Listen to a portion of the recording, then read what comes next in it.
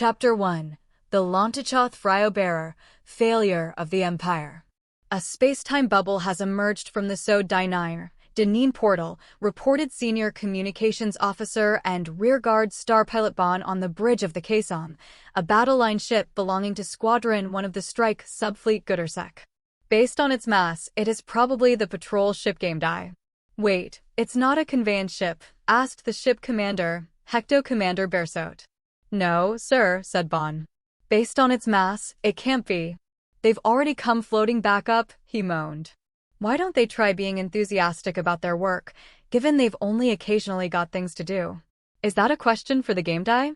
It's not a question. I'm just blasting them. As the Goodersek was a strike subfleet, it comprised mostly battle line ships. But a core of only battle line ships would be less than ideal in a variety of ways. As such, 2 old model patrol ships under the direct supervision of Glagam Iadbirer, Subfleet Command, had been inserted. The Gamedai was one of them, and had rushed into the Deneen portal under orders to scope out the other side. Battle line ships had inferior maneuverability and weren't suited for 3 space recon, which was where patrol ships came in. You can criticize them, sir, said Bon, but they're the ones who have been working the most as of late. The Kasama's deputy communications officer, Duyr, was suddenly apprehensive. And though he couldn't pinpoint why he felt anxious, it seemed all the personnel on the bridge were feeling the same way. Bonna's wisecracking could be thought of as a sign of that tension. Normally, strike subfleets did not act independently. They were generally paired up with assault or recon subfleets as part of a larger fleet. This was because battle line ships were frail warships. If a strike subfleet hypothetically entered combat against an assault subfleet, the former had virtually no chance of prevailing. Even while the assault ships' numbers were in the process of diminishing thanks to the initial bomb strike, they would still infiltrate the enemy's bubbles and consign the battle line ships to oblivion. Despite their giant size, battle line ships had precious little by way of firepower besides their mines. And yet, the Goodersek was currently all alone, evidence that the danger level was thought to be low. We've received an interbubble communication. The bubble has been confirmed to be the Gamedai, said Bon. A small mass bubble, presumably a conveyance ship, has split from the Gamedai. Several bubbles have emerged from the portal. Bersot bolted to his feet. Stage 1 war preparations. All hands on duty. Navigator, shift the bubble to total mobile state and set a 180-degree course. Just get us away from the portal. Roger. The alarm began sounding. Prepare to fire, ordered Bersot. Fill the mines up with antimatter fuel. Roger, said Deca Commander Kazev, the senior gunner. Filling the mines. Deputy Communications Officer, whispered Bon. Yes, ma'am. Duyr looked up at her. I'm leaving the interbubble communications to you. Yes, ma'am, said a grateful Duyr. It would have been unbearable to have nothing to do in a situation like this. I will monitor interbubble communications. Our orders from the flagship? Asked Bersot, wasting no time. He was looking straight at Duyr. Duyr strained his frush. The inner surfaces of the bubbles in the direction of the flagship were dead silent. None yet, sir. Bersot clicked his tongue. Whatever. We're going to torpedo them. I want you firing those mines the second they're filled up. But we're not sure if they're the enemy, said the Vice Commander, Deca Commander Krobosek. Once a mobile space-time mine was fired out into space, it was practically impossible to retrieve. Consequently, very particular regulations dictated the firing of mines, and at the moment, those conditions had yet to be met. You think those things are here to welcome us? Said Bersot. The chances they aren't the enemy are non-zero, said Krobos. No, they are 0, said Bersot quietly. And this is coming from the king of indecisiveness, who takes half an hour to agonize over what to order as an aperitif. I am asserting without the tiniest sliver of hesitation that that is the enemy. They want us dead. The malice pointed squarely at us is palpable. Shooting mines at them so readily without first confirming their identity. So readily? If those things are mines, then this ship will be the first to get hit, said Bersot. You're mistaken, sir, said Bon. What was that? He raised a displeased eyebrow. The first is the Gamedai. The bubbles that appeared from the Deneen portal were fusing one after the other with the patrol ship's bubble. The Gamedai's bubble is now gone. It likely exploded, sir, continued the senior communications officer, stating what everyone on the bridge already inferred. Bearsoat snorted. Hurry up and fire the mines. This time, Krobos did not object. Mine 1 filled. Firing now, said Kazov. Just then, Dwyer sensed a ripple in the bubble's inner surface through his frocross. He'd been waiting for this. An interbubble from the flagship. What is it? Said Bearsoat. The chain of space-time particles emitted by the flagship was more of a code than a straightforward transmission. An order to assemble, he reported. Tisk, taking their sweet time, I see. Has the assembly point been designated? Just a second. Dwyer focused his frocross. But it was just the same code over and over again. No, sir, no specification. Well, I guess they can't formulate a strategy during a situation like this, said Bearsoat, in consideration of Command's current predicament. Stay the course. Are you ignoring the assembly order, sir? Said Krobos. I'm not ignoring anything. There was no specification as to the time, so I can't be said to have ignored it. I'm issuing commands as the circumstances demand. If we edged up to the flagship now, what do you think would happen? This ship would blow, and then we couldn't ever assemble. Now that's disobeying orders. Use your head a little, Deca Commander. And another thing, being the Vice Commander doesn't mean your job is to constantly raise objections. Looks like I'm not the only one who isn't getting on with the ship, Commander, thought Dwyer. With the portal at the center and from the Keisama's viewpoint, the flagship was at a 90-degree angle from them. That meant that if they tried to approach the flagship, they would have to intersect with the swarm of enemy mines. I'm making escaping from the enemy mines range our top priority for the time being. Bearsoat shifted his gaze back to Dwyer. Deputy Communications Officer, inform Fleet Command. Roger. Dwyer composed a short message and showed it to him. Will this be all right, sir? Bearsoat nodded, so Dwyer encrypted it and sent it over to the flagship. Meanwhile, the Keisama's mines were fired one by one, though they remained within the ship's bubble. In addition, the distance between them and the enemy mines was decreasing by leaps and bounds. Will we make it? Bearsoat asked Bon. If the enemy mine specs are what we think they are, then we should make it. What you think they are, he said in disgust. I want a plain yes or no. Have Hania's mines not been looked at? Even if they have, sir, that information isn't on the ship. Besides, what? The senior communications officer just went ahead and said it. They might not be Hanian mines, sir. Silence. You're right. If they're, say, those long-range PSSU mines, then are we cooked? They would catch up with us, yes, said Bon. Half of the mines ready to fire, said the senior gunner. Continuing to eject them. Got it. For now, I want us torpedoing them with that half. Set your targets and prioritize the ones coming for us. Setting targets. Kazov's finger danced in his control gauntlet. A handful of bubbles on the map of planar space started flickering. They had become targets. Our counterattack's full of holes, groaned Bearsoat. This is all this ship can manage alone, sir, said Kazov. It can't be helped. Bearsoat drew out his command baton and reset a few of the targets. That's good like that. Now split off all the mines on standby. Splitting them off, said Kazov. The Keisam was the first to fire its mines. The others followed suit a bit later. But nobody on the bridge of the Keisam had the time or complacency to be ascertaining their consort ship's battle achievements. 1 minute until estimated space-time fusion sector. With naught else to do, Dwyer's eyes were glued to the planar space map. The patrol ship at the front of the pack turned back. It was the Pundai, the only patrol ship in the Goodersec. Deputy Communications Officer, said Bearsoat. I'm relieving you of your current duty and appointing you the conveyance ship's skipper. Go prepare it for takeoff now. The conveyance ship, sir? Dwyer was dumbfounded. For a second, he wondered whether Bearsoat meant to let him and only him escape. But then he remembered he hadn't yet revealed Commander-in-Chief Kotpony's secret directive. And this ship commander didn't seem like the type to prioritize Dwyer's life. That's right, Bearsoat nodded. And the small crafts too. Get them all ready for takeoff. And take command of all of it. But the conveyance ship is your first priority. I guess it was egotistical of me to think it was for my sake alone, he thought, secretly ashamed of himself. He hoped no one noticed the redness in his cheeks. The ship commander wasn't thinking about just Dewey, but about prepping the evacuation of the entire crew. Somme-class battle line ships were loaded with 4 small crafts. They had no use in everyday ship life. They were used for the purposes of escape when the ship was facing destruction. There were also a large number of lifeboats for when small crafts alone wouldn't cut it. But the space-time bubble Dewey was in, an isolated fourth-dimensional pocket of space-time, was maintained by the Caisama's bubble generator.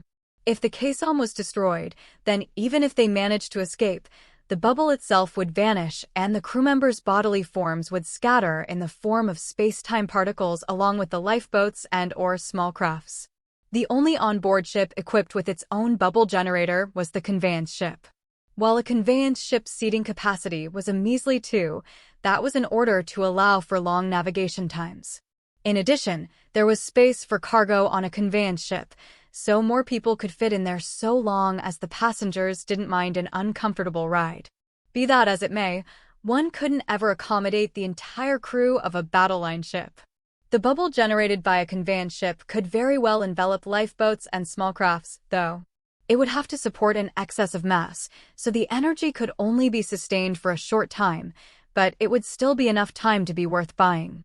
Their bubble would just have to hold out until they could reach a consort ship's bubble. Yes, I will prepare the conveyance ship and all the small crafts for takeoff, sir. Should I remain on standby there once I've finished preparing them, sir?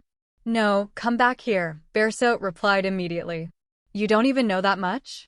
I need all hands on deck. I could even use a baby bird's beak on deck. Unless you hate being here. That is not the case, sir. Dewey was seething. He hated this ship commander, sure, but he'd never hated his post. That so? Of course, I don't really care what a baby bird loves or hates. Actually, I changed my mind. When you're finished, ask me for your orders. You might not have the time to return. The way he'd constantly revise his orders was another reason Dewey hated the man. He acted like he was steady-handed and decisive, but in fact he was the opposite. Even when he made decisions, he was second-guessing himself inside his head. Given his wording earlier, it appeared he did have a modicum of self-awareness, but that wasn't an excuse. On the other hand, the situation was extremely fluid.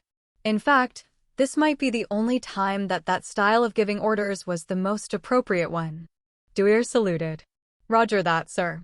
Then he ran toward the Zokapan Lake on-board ship holding deck. He was sorry he couldn't stay on the bridge, but he wasn't dissatisfied.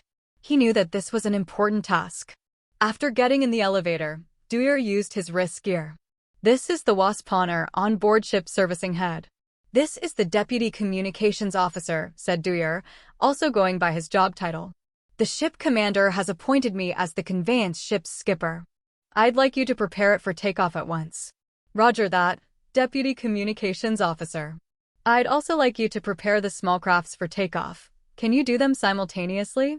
I can, Deputy Communications Officer. I will prepare the conveyance ship and the 4 small crafts for takeoff. Please. He'd been ordered to direct the takeoff preparations, but there was nothing Dewey could really do. Once he issued the order, the actual preparations were done by NCCs with the necessary technical expertise. I hope it's done by the time I go, he thought. He wanted to go back to the bridge if possible. Even if that odious man was at the helm. The elevator door opened. It was the storage deck, and there were several NCCs there. Skipper.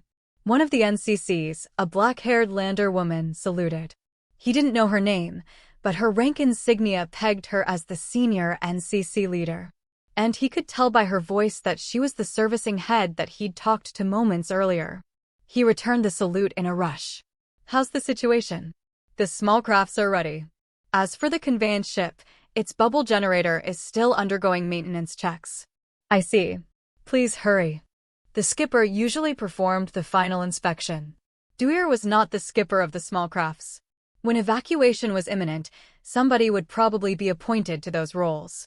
When that time came, there might not be enough time to bother with final inspections. That was why Bersaut ordered Dewey to take command of the small craft's launch preparations. Dewey said about the final inspection of the small crafts. He'd memorized the operational procedure, as he'd had to repeat it so much at the academy that he would even dream about it, and he'd done it countless times after assuming his position on the ship. He got the job done quickly. "Is the conveyance ship ready for takeoff now?" he asked the servicing head. "Yes, it is. All clear, sir. Its maintenance status is flawless." "Good work." Dwyer dashed up into the steerer's seat.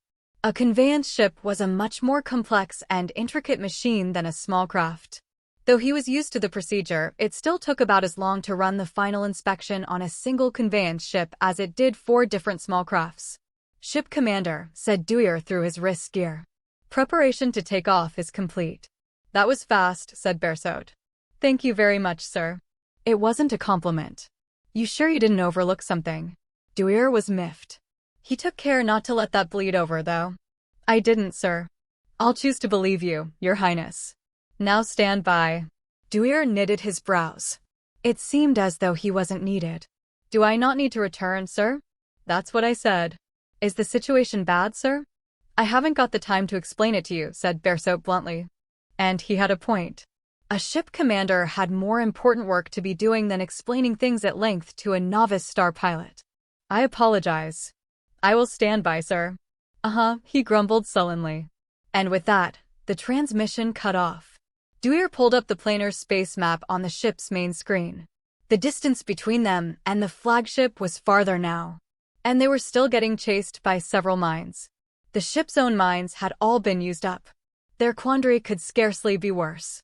A transmission from Krobos, Deputy Communications Officer. "We will eject the conveyance ship electromagnetically." "Isn't it a bit too soon for that?"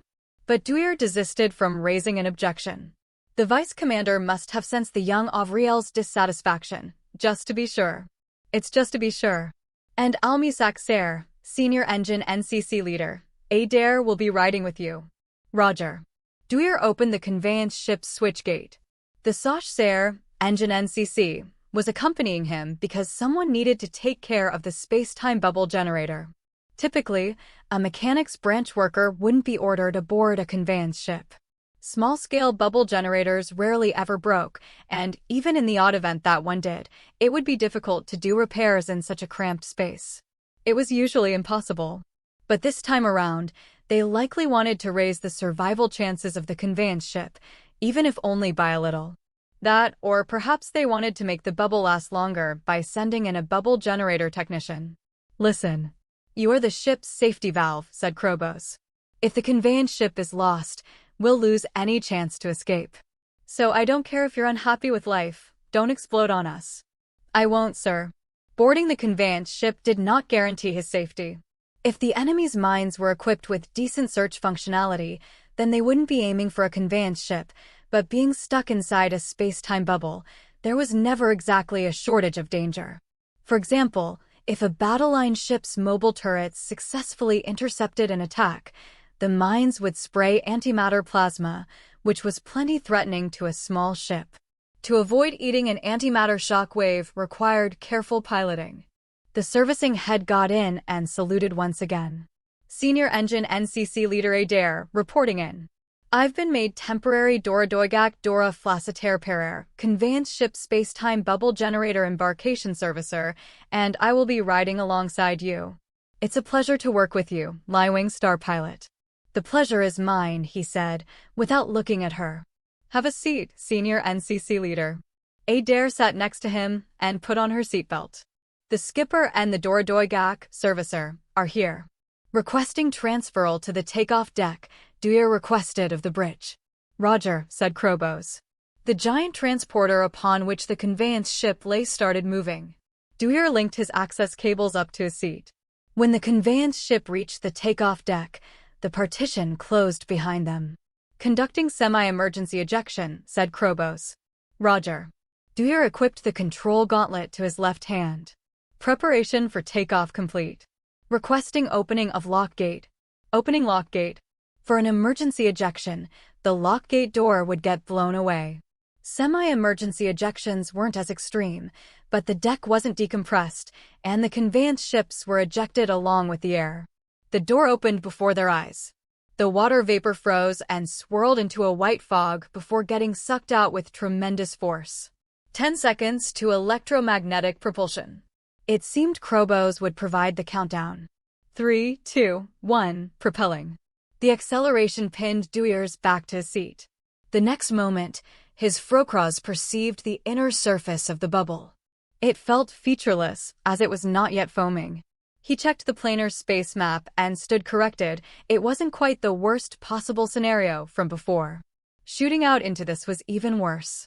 And even then, this probably wasn't the worst it would get. Enemy ships? Asked Adair. Probably, he replied laconically. A number of bubbles too massive to be mines had gushed out from the Deneen portal. Going by their mass, they were single-ship patrol ship bubbles or multiple-ship assault ship bubbles. Of course, in a battlefield this utterly unpredictable, the possibility they were gargantuan mines couldn't be denied. No matter what they were, however, there was no way they wouldn't be able to catch up to a sluggish battle line ship. The Kasama's fate was sealed now.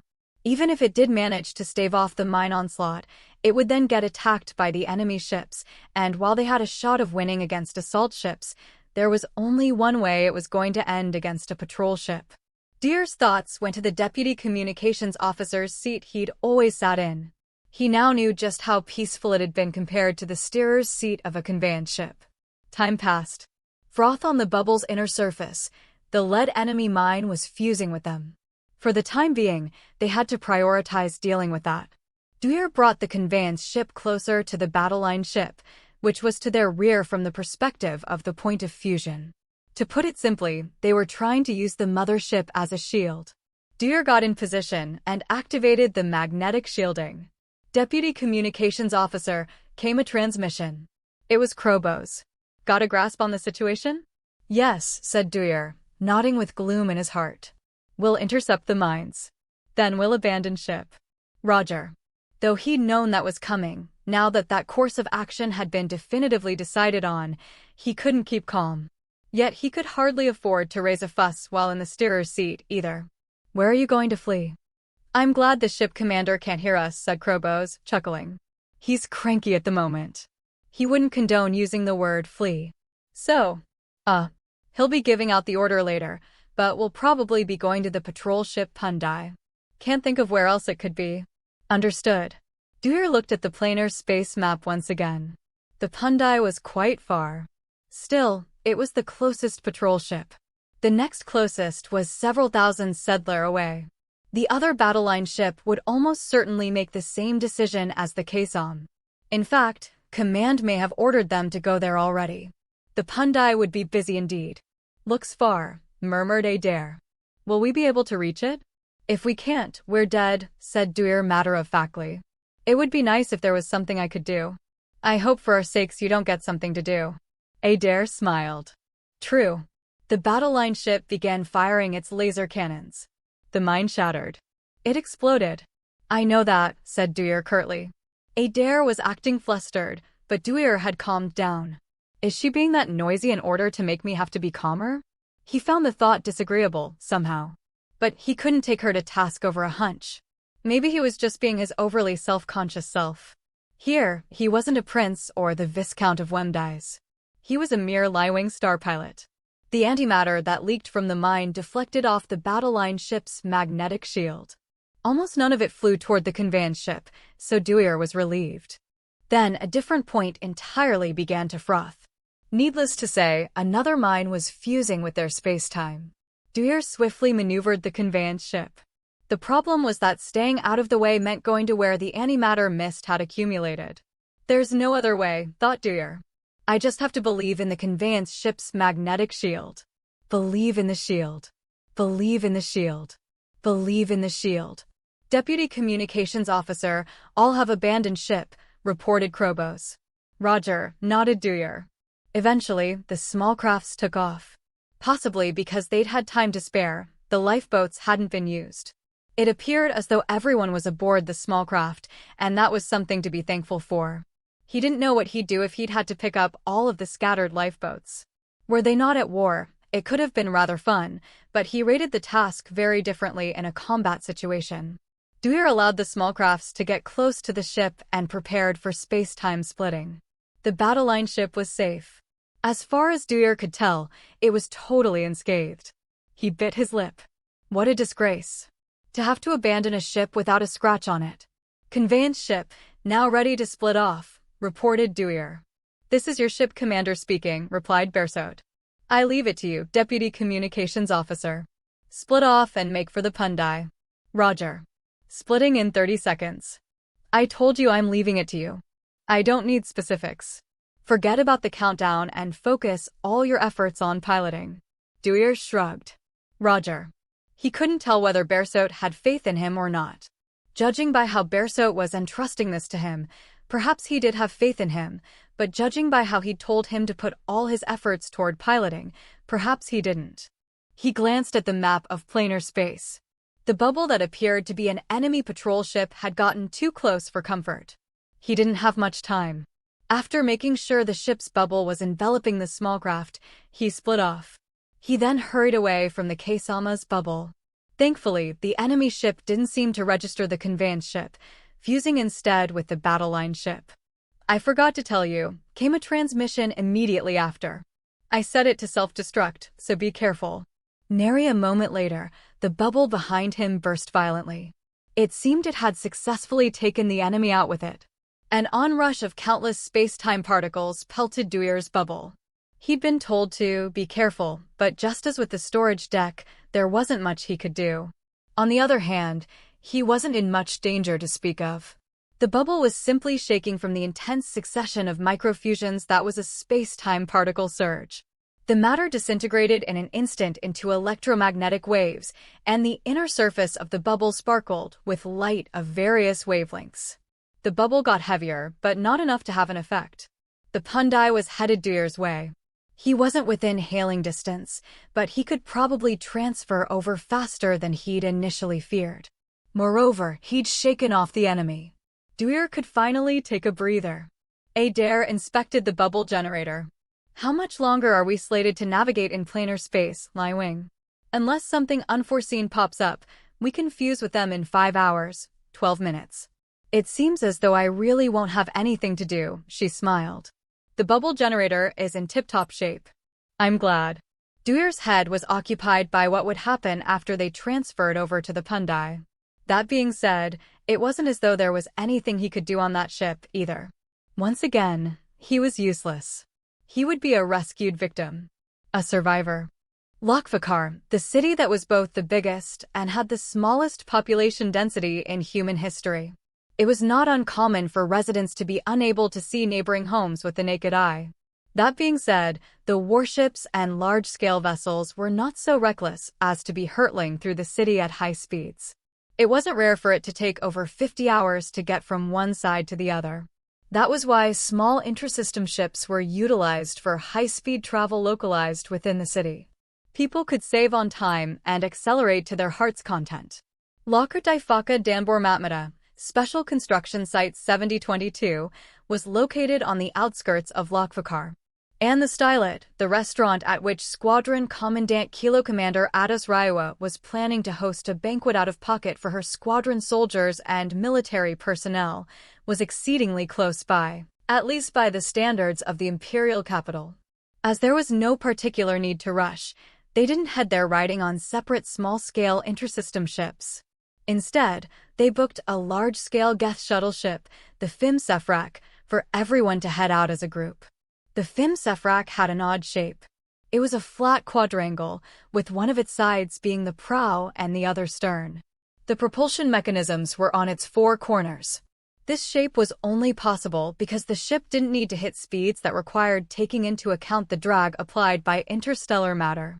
It was large for a shuttle ship, but small compared to interstellar passenger ships. In any event, owing to the ship's peculiar shape, its interior was quite spacious. Moreover, the axis of acceleration/deceleration being perpendicular to the deck reduced the load on the gravity control system. In the Star Forces, as with most militaries, there was a strict delineation between star pilots and NCCs, and that fact was evident inside the Fim Sefrak as well. The NCCs were assigned to the deck meant for normal passengers. There were rows and rows of comfortable seating, and the seats could be flattened down into beds. There were self-propelled vending machines making the rounds as well. Thanks to the good offices of Squadron Command, the vending machines were configured to provide free food and drink. This was a pleasant place to be, at least compared to riding aboard the raid ship. Yet the premium passenger deck arranged for the star pilots was even swankier. Each of the passengers had been given their own private room, and while those rooms were small, they were far from barren or unrefined. The fixtures and furniture were in muted but tasteful colors, and it was clear to see the paintings and pictures had been placed with care as well. Most felt they could sit back and relax with greater ease than at their star pilots' quarters back on the warship. Regardless, the number of star pilots holing up in their private quarters was very small, only amounting to the people with unavoidable work to do. According to the star pilots' shared point of view, to be thought of as saving up energy in preparation for the banquet would besmirch their reputations. As such, the majority of star pilots had come to the banquet hall at the center of the premium passenger deck. To tell the truth, Lafier had work to do, but it wasn't too pressing, and it wasn't the sort of work that demanded much concentration, so she was dealing with it while sitting on a root of the linden tree at a corner of the hall. "Ship Commander, may I offer you a drink?" came a familiar voice. Lafier looked up to find Hecto Commander Sawbash standing there. He'd brought a robo-waiter over with him. Sawbash had been the senior star pilot under her when she'd been an assault ship captain, but now he was the squadron's senior staff officer. As he'd spent many years as a star pilot, when he returned to active duty and knocked the rust off, he swiftly outpaced her in terms of rank. But he still treated her with respect and courtesy. "Sure, thank you," she replied. The words came out of her mouth as though she were addressing a subordinate. "I'm afraid there aren't too many options to choose from," said Sawbash. Judging by his tone, he was truly apologetic. "I'll have some Soak Rachpan, citrus tea." "Understood." He entered the data into the robo-waiter, and a crystal goblet was filled with an amber-colored beverage. "Here you are." "Much obliged." Lafier took her drink. "Though I believe your job does not entail handing out drinks." "I'm free at the moment," Sawbash smiled. "Didn't you tell me that when you're free, you write letters?" Sawbash looked surprised. "I'm happy you remember me saying that." "Of course I do," she said, wounded. "Are you of the impression that I have no memory?" "No, that isn't the case," he smiled, taking a seat next to her. "If you're wondering why I'm not writing a letter right now, it's because the person to whom I want to send one the most is you, Ship Commander." "I'm honored." Lafier sipped her tea and relished its bittersweetness. "Are you working?" "I am. I'm cleaning up after my clerk's mess." "Has Vanguard Lin done something?" asked Sawbash quizzically. "He dashed off while leaving us with his work." Sawbash nodded. "Ah, I see." Naturally, he was also aware that Lin Sion Rok Dryo Hader Jeant had been summoned to the Imperial Palace. "Am I interrupting?" "No, in truth, I'm just about finished." She signed the last of the documents. "There. Done.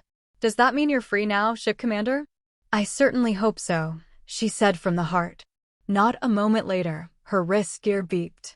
It was the beep of an emergency order. "An order specifically for you, I take it?" "Ship Commander," said Sawbash, puzzled. "So it seems." The wrist gears display read Bicesair, Imperial Seal, and the only addressee was Bear Perion. This told her that this was not an order for her as the soldier, Vice Hecto Commander Avriel, but rather as an Imperial. She glanced at him. Sawbash took the hint and averted his eyes. Then she opened the message. Her orders were very concise. "Go to the Imperial Palace post-haste." This was her first time receiving this kind of command. No question something major was underway. "Sadly, it doesn't seem as though I'm free just yet." Then Sawbash's wrist gear beeped. After a brief back and forth, he got to his feet. "It appears this little reprieve of mine has come to an end, too." "You received a summons as well?" "No, Ship Commander. The Commandant has ordered me to prepare to escort you to the Imperial Palace." They should have called me over alongside Jint, thought Lafier. "All right then, I want you to ready an intersystem ship for me. I shall do the piloting. Unless one or more others must also join us." "No, there's no problem. Only, do you mean to go alone?" "You would hate to be dragged away from a long-anticipated banquet, wouldn't you?" she said, scanning the star pilots unwinding in the banquet hall. You'll resent me for it. Besides, I would like to fly in the capital anyway. It's been too long. Once again, the wrist gear beeped. Another Imperial command, but this time it was addressed to Vice Hecto-Commander Avriel. As it was an Imperial command, it was coming directly from the highest commander in the Star Forces, the Empress herself. The more she read of the order, the lower her heart sank. Is it bad? He asked anxiously. I may just have to make you resent me, she said, her tone miserable. I shall simply have to enjoy a reprieve or fly in the capital some other time. Did the commandant specify what type of ship? No, she didn't. The way I interpreted her command, I'm to respect your directions on the matter. I see. Perhaps Ados Rioa didn't really know the nature of the orders Lafier had received. Ready a large model small craft, if you please. I'll gather the crew, so that won't be necessary. Roger. Sabash was about to salute, but he dropped his hand. Oh, maybe I should prepare a meal for you too. It won't be as amazing as the Stylet, but I hear the ship's cooks are quite skilled in their own right. I'm fine with the usual food, replied Lafier. Eating high-level cuisine alone would feel hollow. As you wish. Sabash smiled as he saluted. Then he departed to arrange her ship. Lafier stood up and called her ship's star pilots.